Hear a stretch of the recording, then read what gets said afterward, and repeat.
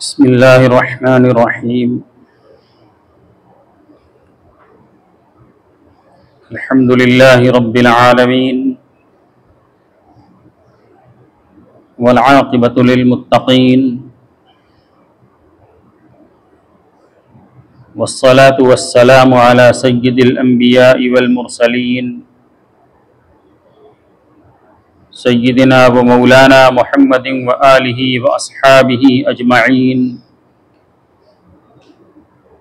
अम्मा बाद फ़क़द क़ाल रसूलुल्लाह सल्लल्लाहु अलैहि वसल्लम इज़ा मातल इंसान इनक़ता अन्हु अमलुहु इल्ला मिन तलास सदक़तुन जारियतुन औ इल्मुन युन्तफ़अु बिही औ वलदुन सालिहुन यदअू लहू। रवाहु मुस्लिम औ कमा क़ाल अलैहिस्सलातु वस्सलाम।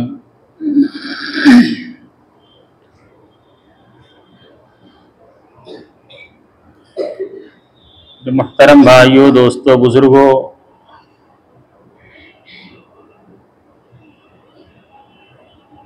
अल्लाह तबारक व तआला ने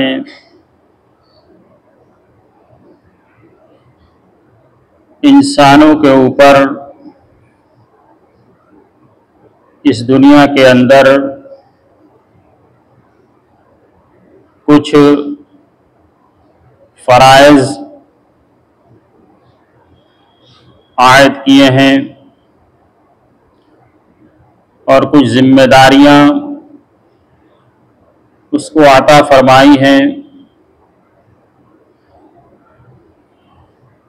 जिनमें से कुछ फ़राइज़ वो हैं जिनका ताल्लुक़ उसकी ज़ात से है, उसका नफ़ा खुद उसके अपने लिए है, और कुछ वो जिम्मेदारियां हैं जो उसकी ज़ात से तजावुज़ करके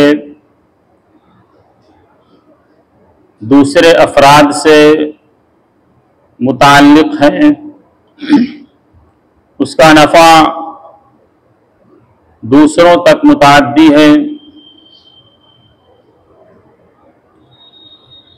इंसान दुनिया के अंदर जो इबादत करता है, नमाज पढ़ता है, रोज़ा रखता है, ये वो फ़राइज़ और ज़िम्मेदारी है जिसका ताल्लुक़ हर बंदे का उसकी ज़ात के साथ है। वो अपनी नमाज पढ़ेगा, अपना रोज़ा रखेगा, क़यामत के दिन उससे उसकी नमाज के बारे में पूछा जाएगा, उसके रोज़े के बारे में पूछा जाएगा। ये उसका अपना ज़ाती अमल है। लेकिन कुछ इबादत और ज़िम्मेदारियां वो हैं जिसका असर दूसरों तक मुताद्दी होता है। जैसे ज़कात का फरीज़ा है, सदका और नफली तौर पर अल्लाह के रास्ते में माल खर्च करना है। ये अपनी इबादत भी है और इसका असर दूसरों तक पहुंचेगा। माल जो खर्च करेगा, जाहिर सी बात है कि वो दूसरों के ऊपर खर्च करेगा, उसके मुस्तहिक़ीन तक पहुंचाएगा, तो इसका फ़ायदा खुद उसका अपना ज़ाती भी है। एक फरीज़ा जो उससे मुताल्लिक़ है वो उसको अदा कर रहा है, और साथ में मखलूक़ खुदा को भी उससे फ़ायदा हासिल हो रहा है। ये दोनों चीज़ें इस दुनिया के अंदर बंदों से मतलूब हैं। दूसरी चीज जो है, दूसरी इबादत, दूसरी जिम्मेदारियां जिसका ताल्लुक दूसरों से है, इसको सदका भी कहा जाता है। अल्लाह के रास्ते में नफली तौर पर माल खर्च करना भी कहा जाता है। इसकी बहुत अहमियत शरीयत के अंदर बयान की गई है। बाज़ मौक़े के ऊपर इसको रोज़ा का बदल करार दिया गया है। चुनांचे आप कुरान पाक के अंदर पढ़ते होंगे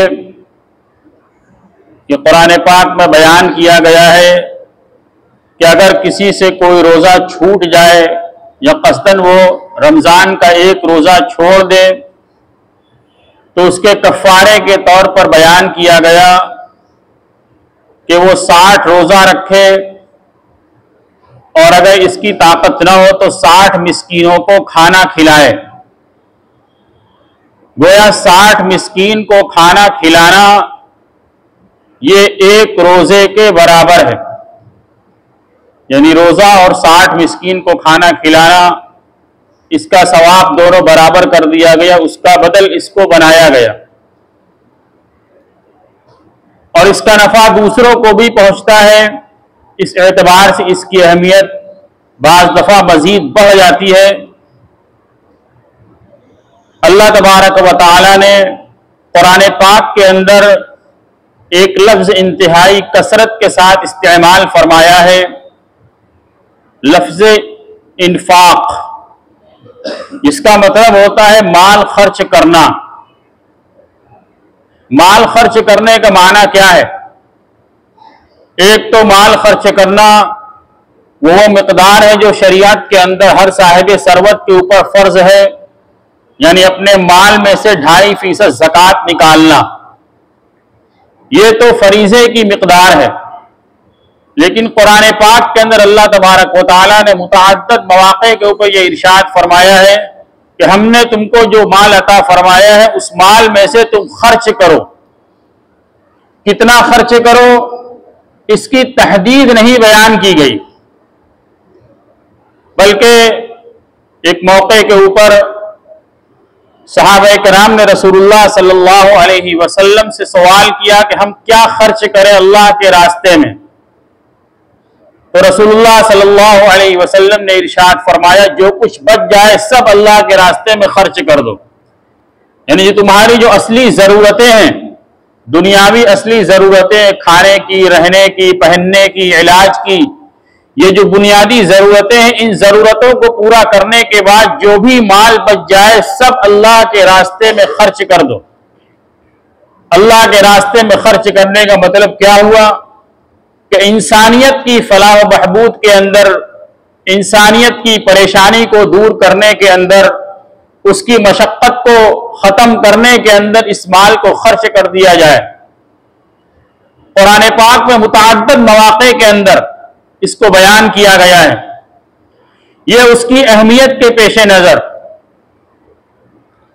फिर माल खर्च करने की 2 सूरतें होती हैं।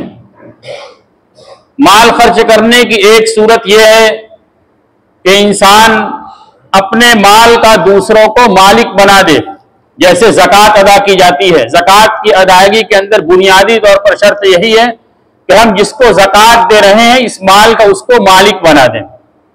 इसी तरीके से नफली सदका जो दिया जाता है, हम जिसको देते हैं उसको मालिक बना देते हैं, फिर वो अपने ज़रूरत के एतबार से वो उसको खर्च करता है, हम उसको रोक नहीं सकते। हमने मालिक बना दिया, अब वो मालिक है, वो जैसे चाहे अपनी ज़रूरत के अंदर उसको खर्च करें। लेकिन माल खर्च करने की एक और सूरत है जिसको वक्फ कहा जाता है। वक्फ कुछ हैसियत से इस जाती माल के खर्च करने से ज्यादा अहमियत का हामिल है, इसलिए कि हम जो ज़कात अदा करते हैं या नफली तौर पर किसी को जाती तौर पर सदका देते हैं तो इसका सवाब हमें तो मिलेगा, लेकिन नफा किसको पहुंचेगा? जिसको हमने मालिक बनाया, इनफरादी तौर पर किसी शख्स को दिया, तो इसका फायदा इनफरादी तौर पर उसी शख्स को पहुंचेगा। लेकिन वक्फ की नौइयत थोड़ी मुख्तलिफ होती है। सबसे पहले तो इसको समझने की जरूरत है कि वक्फ कहते किसको है, वक्फ होता कैसे है। वक्फ का असल माना होता है रोक लेना। अरबी के अंदर लफ्ज है वक़फ़ यक़िफ़ वक़फ़न वक़ूफ़न, जिसके माने हो तो रुकना और रोकना। यह जो माल अल्लाह के रास्ते में वक्फ किया जाता है, इसको वक्फ क्यों कहते हैं? वक्फ की हकीकत यह होती है कि किसी चीज को, किसी जमीन को, किसी माल को अल्लाह के रास्ते में इस तरीके पर खर्च करना कि उसकी मिल्कियत किसी को हासिल न हो, उसकी मिल्कियत किसी को हासिल न हो, बल्कि उससे नफा उठाने की मिल्कियत दूसरों से मुताल्लिक हो जाए, दूसरे उससे नफा उठा सकें। जैसे कोई सराय बनवा देना, कोई मुसाफिर खाना बनवा देना, कुआं खुदवा देना, कोई तालीमगाह कायम कर देना, कोई अस्पताल कायम कर देना, इसी तरीके से जानवरों के चरने के लिए चरागाह कायम कर देना, लोगों के खाने के लिए किसी खाने की जगह का और उसके खाने का नस्ब कर देना, ये सारी चीजें वक्फ के अंदर आती हैं। वक्फ करने के बाद ये जो जगह वाकिफ ने दिया है, जिस मकसद के लिए दिया है कि इस जगह के ऊपर अस्पताल कायम किया जाएगा और इसके अंदर गरीबों का इलाज किया जाएगा, अस्पताल से जो नफा होगा वो नफा उन्हीं गुरबा के इलाज के ऊपर खर्च किया जाएगा। ये जो जगह और अस्पताल बना के उससे वक्फ किया, ये वक्फ करने वाले की मिल्कियत से निकल गया। अब ये खुद उसका मालिक नहीं बचा जिसने वक्फ किया है, तो अब उसका मालिक कौन बनेगा? किसी ने मस्जिद के लिए जमीन वक्फ कर दी कि यह जगह मैंने मस्जिद के लिए दे दी, वहां पर मस्जिद तामीर हो गई, इस मस्जिद का मालिक कौन बनेगा? उस अस्पताल का मालिक कौन बनेगा? जिसने वक्फ किया वो खुद भी उसका मालिक नहीं है। इसी तरीके से अस्पताल के जो इंतजाम करने वाले लोग, जो उसकी मिसाल के तौर पर जो कमेटी अस्पताल चलाती है, जो ट्रस्ट अस्पताल को चलाता है, या मस्जिद के जो मुतवल्ली होते हैं, ये उस जगह के मालिक नहीं होते हैं, ये सिर्फ उसके इंतजाम को चलाने वाले हैं, उसके नज्म और नस्ब को देखने वाले हैं, उसकी कमियों को दूर करने वाले हैं, वो खुद उसके मालिक नहीं है। फिर इसका मालिक कौन बनेगा? इसका मालिक फुकहा ने किताबों के अंदर बिल्कुल वाज़ेह तौर पर लिखा है कि ये चीज वाकिफ की मिल्कियत से निकलकर बराह रास्त अल्लाह की मिल्कियत के अंदर चली जाएगी। दुनिया के अंदर कोई इंसान उसका मालिक नहीं बनेगा। अब कयामत तक लोग उससे नफा उठाते रहेंगे, लेकिन मिल्कियत अल्लाह तबारक व तआला की होगी। न वाकिफ दोबारा उसको वापस ले सकता है, न कोई जाती तौर पर उसका मालिक बन सकता है। मुतवल्ली रहेंगे, मुंतजिम रहेंगे, जिसका काम है उसका इंतजाम देखना, उसकी कमियों को दूर करना, उसकी जो जरूरतें उन जरूरतों को पूरा करना, ये वक्फ का मकसद होता है। हमारे मुल्क हिंदुस्तान के अंदर जिसकी तारीख ये रही है कि तकरीबन 900 और 1000 साल तक यहां पर मुसलमानी हुकूमत रही है, उस दौरे हुकूमत के अंदर मुसलमानों ने और मुस्लिम बादशाहों ने खूब दिल खोलकर वक्फ के तौर पर जायदादें दी हैं। लोगों की जरूरतों को पूरा करने के लिए मुसाफिर खाने बनवाए, कुएं खुदवाई, अस्पताल बनवाए, इसी तरीके से और चीजें, तालीम गाहें बनवाई, जानवरों के रहने के लिए जगह बनवाई, और भी बहुत सारी चीजें आइंदा के प्रोग्राम के लिए खाली जगह छोड़ी कि यहां पर मुस्तकबिल के अंदर जब आबादी होगी तो जरूरतों के लिए यहां पर चीजें कायम की जाएंगी। बहुत बड़ी तादाद में लोगों ने जगहें वक्फ की हिंदुस्तान के अंदर जब मुस्लिम बादशाह हुआ करते थे। और फिर उसके बाद जब अंग्रेजों का यहां पर तसल्लुत हुआ, उस जमाने के अंदर भी हिंदुस्तान के अंदर जब छोटी छोटी रियासतें थी जो हिंदुस्तानी लोगों के दस्तनिगर थी, उनकी हुकूमत के अंदर थी, उनके जेर असर थी, चाहे वो हिंदू रहे हो, चाहे मुसलमान रहे हो, या किसी भी मजहब के मानने वाले रहे हो, इस जमाने के अंदर भी राजाओं ने खुद दिल खोल कर वक्फ किया है जमीनों को।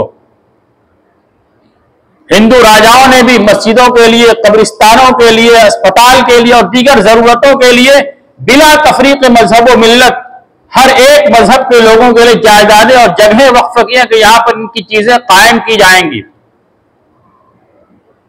ये कदीम जमाने से होता चला आ रहा है कि वक्फ की जायदादें हिंदुस्तान के अंदर बहुत कसीर तादाद में हैं। अब इस जमाने के अंदर जो वक्फ की नौइयत है और जो कानून इस सिलसिले में लाया जा रहा है वो आप हजरात के इल्म के अंदर आ चुका है कि कोर्ट के अंदर मुस्लिम पर्सनल लॉ बोर्ड की तरफ से इसका केस लड़ा जा रहा है। और अगर मैं यानी एहतियात के साथ कहूं तो वक्फ के ताल्लुक से हमारी हुकूमतों का मंशा दुरुस्त नहीं है। जो जायदादें वक्फ की हैं उसको हड़पने की नीयत है, उसके लिए वक्फ के कानून के अंदर तरमीम, बहुत सारी तरमीम पेश की गई और उसकी कोशिश की जा रही है कि ये सारी तरमीम कर दी जाए। उस तरमीम का नतीजा क्या होगा?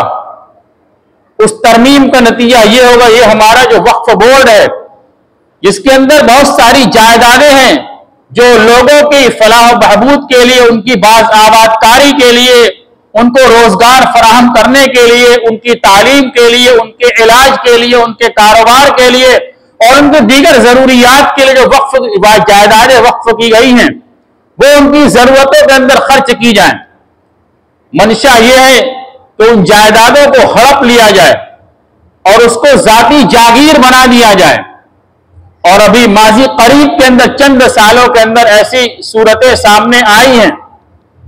आप हजरात सोशल मीडिया पर खबर के ऊपर बाखबर होंगे इससे कि बहुत सारी जायदादों को उठाकर कॉर्पोरेट कंपनियों को दे दिया गया, जहां पर उनकी कंपनियां कायम कर दी गई। जिनको ये खुश करना चाहते थे उनको किसी काम के लिए, उनके रहने के लिए वो जगह अलाट कर दी गई। इसी तरीके से बहुत सारी जगहों को हुकूमती सतह के ऊपर इस्तेमाल में लाया जाने लगा और फिर उसको सीधा करने के लिए ये तरमीम का कानून लाया गया। मेरे भाइयों, दोस्तों, बुजुर्गों, ये वक्फ अभी आपने सुना कि सिर्फ वक्फ करने के बाद ही अल्लाह तबारक व तआला की मिल्कियत बन जाता है और वो खर्च हमेशा उसी चीज के अंदर होगा वाकिफ ने जिस नीयत से उसको वक्फ किया है। मिसाल नीयत से दिया है का क्या मतलब? उसकी मोटी मिसाल यह है कि एक जगह मिसाल के तौर पर किसी ने वक्फ की मस्जिद बनाने के लिए कि मैंने ये जगह दे दी है मस्जिद के लिए, तो अब वो जगह मस्जिद के लिए मुतय्यन हो गई। अब कयामत तक उस जगह को किसी दूसरे चीज के अंदर इस्तेमाल नहीं किया जा सकता, वो मस्जिद ही रहेगी। शरीयत की इस्तिलाह के अंदर रोज़े कयामत वो मस्जिद ही के तौर पर उठाई जाएगी और उसी के अंदर उसका इस्तेमाल किया जाएगा। उसको दूसरे लोग बदल नहीं सकता, वो अल्लाह की मिल्कियत के अंदर चली गई, कोई उसको बदलने का किसी को इख्तियार नहीं है। लेकिन हमारी हुकूमत तरमीम के जरिए से वक्फ की जायदादों को दूसरी चीजों के अंदर इस्तेमाल करना चाहती है, जिसकी वजह से इस मुल्क के अंदर रहने वाले बाशिंदगान वतन बशमूल मुसलमान उससे मुतासिर होंगे कि उससे जो फायदा हासिल होने वाला है वो सिर्फ एक खास जुमरे के अंदर चला जाए, खास लोगों की मिल्कियत बनकर रह जाएगा और हिंदुस्तान के बाशिंदे और खास तौर पर मुसलमान उससे महरूम हो जाएंगे। मैं खास तौर पर मुसलमान इसलिए कह रहा हूं कि इस मुल्क के अंदर जितनी जायदादें वक्फ की गई हैं उनको अगर देखा जाए तो सबसे ज्यादा वक्फ मिल्कियत वो मुसलमानों के पास है, मुस्लिम वक्फ बोर्ड के पास है और मुसलमानों ने सबसे ज्यादा जायदादें वक्फ की हैं। मिल्लत इस्लामिया के लिए भी और हिंदुस्तानी कौम के लिए भी सबसे ज्यादा वक्फ जिन्होंने किया है वो मुसलमानों ने किया है। और क्यों किया है? उसकी वजह वही है कि शरीयत के अंदर इसके ऊपर तरगीब दी गई है कि मुसलमानों के और इंसानों की फलाह बहबूद के लिए माल खर्च करो। और खुद रसूलुल्लाह सल्लल्लाहु अलैहि वसल्लम ने अपनी जिंदगी के अंदर इसका अमली नमूना पेश किया। वो क्या नमूना पेश किया उसको पेश करके मैं बात खत्म करूं कि जब रसूलुल्लाह सल्लल्लाहु अलैहि वसल्लम हिजरत करके मदीना मुनव्वरा तशरीफ लाए और मदीना मुनव्वरा में ठहरने के बाद मुसलमान जहां पर जाते हैं और वहां पर ठहरते हैं और उसको अपना वतन बनाते हैं, तो उनकी सबसे पहली जरूरत होती है कि वहां पर मस्जिद तामीर की जाए। तो रसूलुल्लाह सल्लल्लाहु अलैहि वसल्लम ने दो यतीम, हजरत सहल और सुहैल, इन दो यतीमों की जमीन को खरीद कर रसूलुल्लाह सल्लल्लाहु अलैहि वसल्लम ने मस्जिद नबवी के लिए वक्फ किया। और उसी मस्जिद नबवी के अंदर एक गोशे के अंदर तालीम के लिए एक जगह मुतय्यन की, जिसको सुफ़ा कहा जाता है। यह पहला अमल है जो वक्फ के नाम पर रसूलुल्लाह सल्लल्लाहु अलैहि वसल्लम ने खुद किया है। और फिर उसके बाद सहाबा किराम ने वक्फ के नाम पर इतनी बड़ी बड़ी जायदादें और इतने बड़े बड़े माल अल्लाह के रास्ते में खर्च किए कि हम उसका तसव्वुर नहीं कर सकते। हजरत उस्मान गनी रजी अल्लाह तआला, जिनका लक़ब गनी है, मालदार जिनका लक़ब है, मदीना मुनव्वरा के अंदर पानी की किल्लत थी। एक कुआं था बीर रूमा, जो मीठा कुआं था जिससे सब लोग पानी लिया करते थे। वो एक यहूदी का कुआं था जिससे वो मुसलमानों को पानी लेने से रोकता था। रसूलुल्लाह सल्लल्लाहु अलैहि वसल्लम ने ऐलान किया, कौन इस कुएं को खरीद कर मुसलमानों के लिए वक्फ करेगा। हजरत उस्मान गनी रजी अल्लाह तआला अन्हु उठे और तन्हा बनफ्से नफीस आपने खुद अपना माल लगाकर उस कुएं को खरीदा और मुसलमानों के ऊपर वक्फ कर दिया। और उसके अंदर अपना हिस्सा भी उतना ही रखा जितना आम मुसलमानों का हिस्सा था, यानी जितना पानी सब लोग लेंगे उतना ही पानी खुद भी लेंगे। अपना अलग से कोई इम्तियाज उसके अंदर नहीं रखा। हजरत जाबिर रजी अल्लाह तआला अन्हु का मशहूर वाकया है कि इन्होंने अपना पूरा बाग अल्लाह के रास्ते के अंदर वक्फ कर दिया। हजरत अबू तलहा अंसारी रजी अल्लाह तआला अन्हु, इन्होंने अपना बाग जो उनको इंतहाई ज्यादा मरगूब था, और मरगूब इस वजह से था कि रसूलुल्लाह सल्लल्लाहु अलैहि वसल्लम उस बाग के अंदर जाकर आराम करते थे, उस बाग का फल खाया करते थे। उस बाग को हजरत अबू तलहा अंसारी रजी अल्लाह तआला अन्हु ने अल्लाह के रास्ते के अंदर वक्फ कर दिया। बेशुमार मिसालें सहाबे किराम की जिंदगी के अंदर मौजूद हैं। रसूलुल्लाह सल्लल्लाहु अलैहि वसल्लम ने खुद भी वक्फ किया है, सहाबे किराम ने भी बहुत बड़ी तादाद में वक्फ किया है। तो इस्लाम का यह मिजाज है कि लोगों की फलाह बहबूद के लिए अपनी जमीन जायदादों को वक्फ किया जाए, उनकी जरूरतों के लिए चीजें कायम की जाए, अस्पताल बनवाए जाए, तालीम गाहें बनवाई जाए, ठहरने के लिए सराय मुसाफिर खाने कायम करवाए जाए, उनके पानी का नज़्म किया जाए, उनके दवा इलाज का नज़्म किया जाए।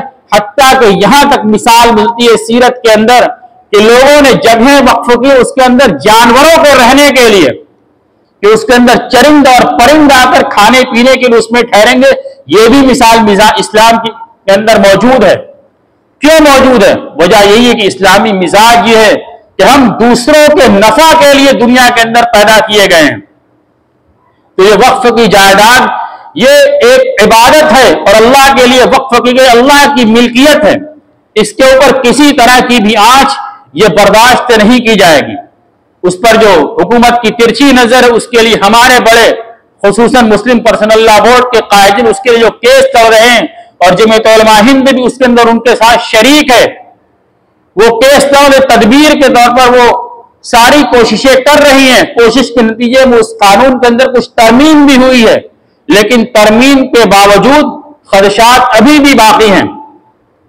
तो इस मौके की नजाकत के पेश नजर हमारे अकाबीर ने आम लोगों से अपील की कि आज के दिन को यौम दुआ के तौर पर मनाया जाए। यौम दुआ के तौर पर मनाने का मतलब यह हुआ कि आज के दिन खुसूसन जुमा की नमाज के बाद इस वक्फ की इसके बचाव के लिए और इस कानून की वापसी के लिए अल्लाह तबारक व तआला की बारगाह के अंदर दुआ और आजिज़ी की जाए कि अल्लाह तबारक व तआला इस कानून को वापस करा दें, ताकि वक्फ की जायदादें जिन मकसद के लिए वक्फ की गई हैं वो अपने मकसद के अंदर इस्तेमाल हों।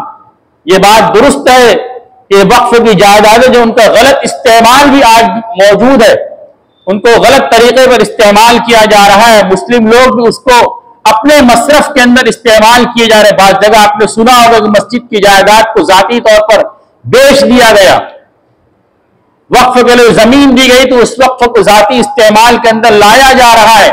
उसका जो किराया होना चाहिए वो किराया इंतहाई कलील तौर पर उसको अदा किया जा रहा है। ये सारी कमियां मौजूद हैं, उसके अंदर बेईमानी मौजूद है, लेकिन बेईमानी को खत्म करने का यह तरीका नहीं कि सिरे से उस कानून ही को खत्म कर दिया, उस चीज ही को खत्म कर दिया जाए, उस कमी को दूर किया जाए, उसको फिर से वसूल किया जाए, उसको सही तरीके के ऊपर चलाया जाए। ये उसका हल नहीं है कि वक्फ की जायदाद ही को हड़प कर लिया और उसको खत्म कर दिया जाए, ये उसका हल नहीं है। अगर ये कानून पास होता है तो खास तौर पर मुसलमानों का वक्फ के ताल्लुक से बहुत अजीम नुकसान होगा। बहुत सारे मदारिस, बहुत सारे मसाजिद, बहुत सारी खानकाहें और बहुत सारी ऐसी चीजें जो मिल्लत के लिए इस्तेमाल की जा रही हैं, वो इसकी जद के अंदर आएंगी। अल्लाह तबारक व तआला से हम सब दुआ करेंगे, अल्लाह तबारक व तआला इस कानून को खत्म फरमा दे। वाखिर दावाना अनिल हम्दुलिल्लाहि रब्बिल आलमीन।